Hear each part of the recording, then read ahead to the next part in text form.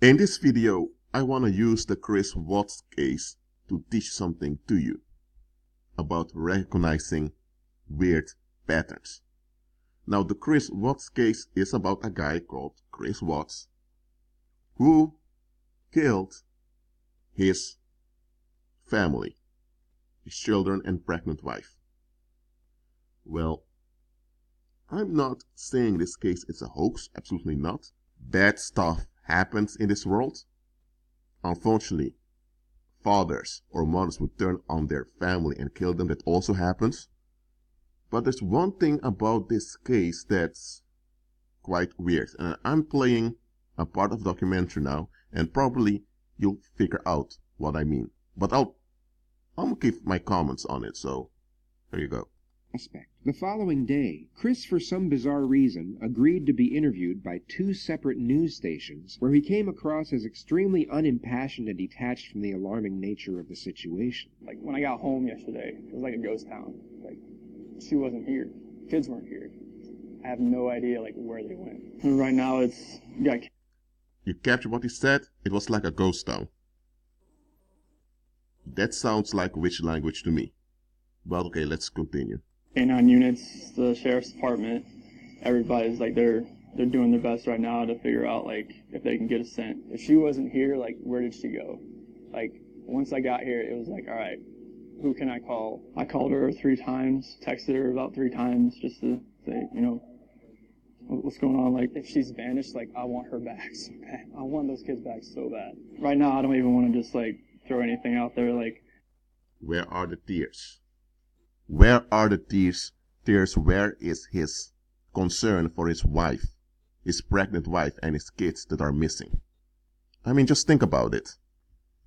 If you arrive at home from work and you realize that your wife, your pregnant wife, and your children are gone, you wouldn't be so relaxed and even agreeing to be interviewed by 2 news stations.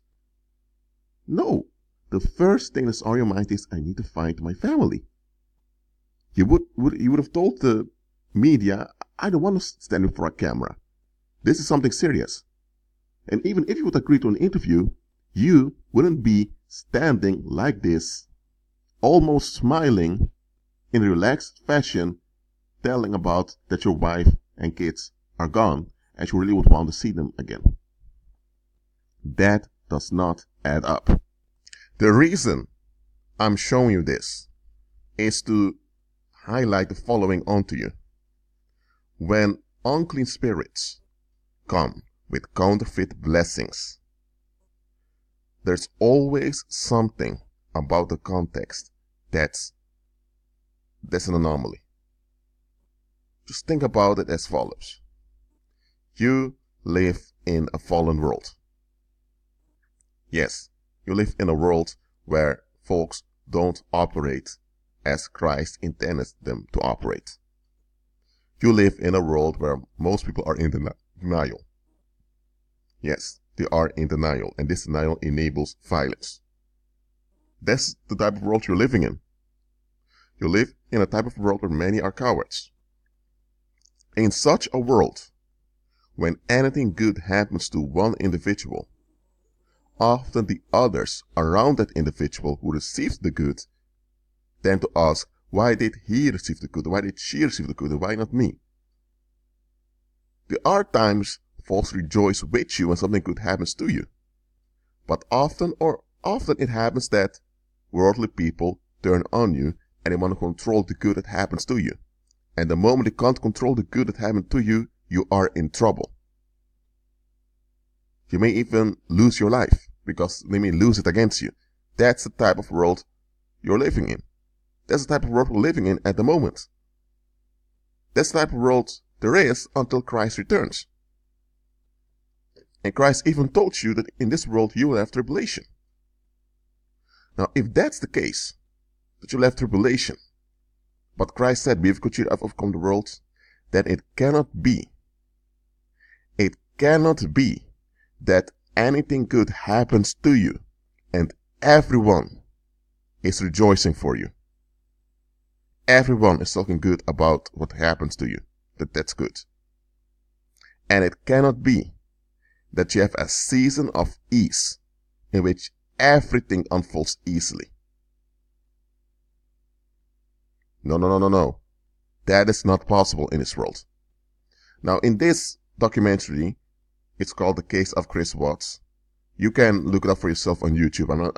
I'm using this case to explain to you that counterfeit blessings are an anomaly. But because we often want instant manifestations so badly, we don't notice that they are an anomaly.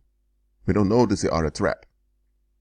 Now, the woman that married this man, she ended up dead.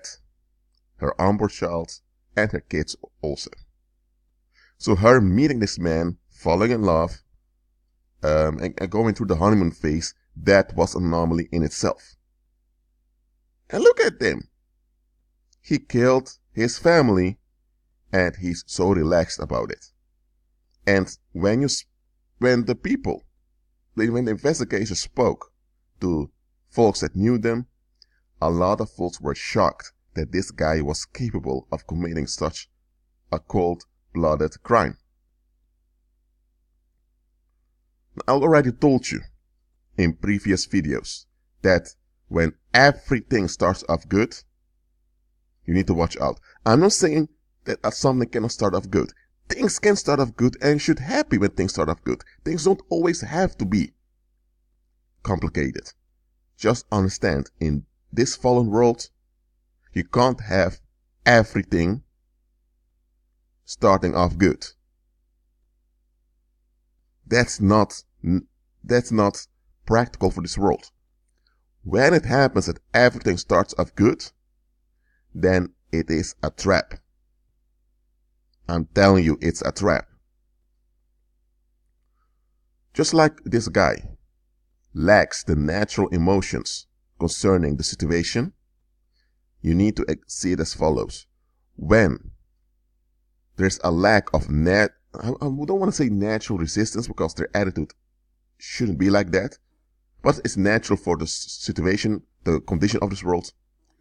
If there's a lack of natural resistance against the good that you received, then challenge whether it's a good at all. Haven't you noticed that people that marry spouses that later end up killing them, when they met those spouses, not in absolute all the cases, but in most cases, everything started off good. Their family liked the guy or liked the girl.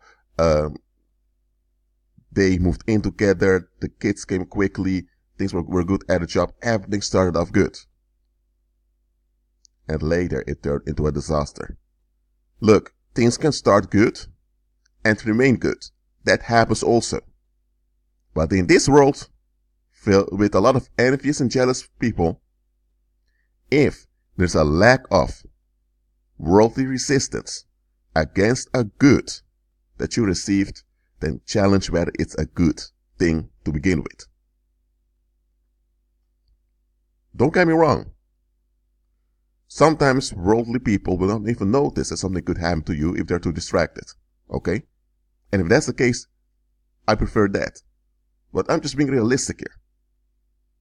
If even Christ himself, who walked in the good, he was the good and he walked in the good, if he himself received quite some resistance, how can it be that anyone else thinks he can get away with not receiving any resistance?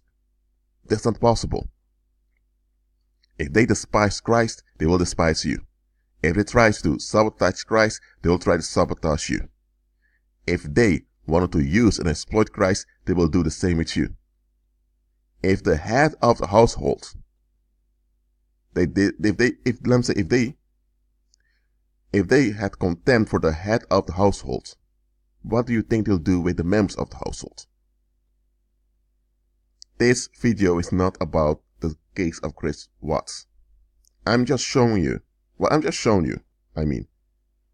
that this character lacked the natural emotions that are fit for the situation.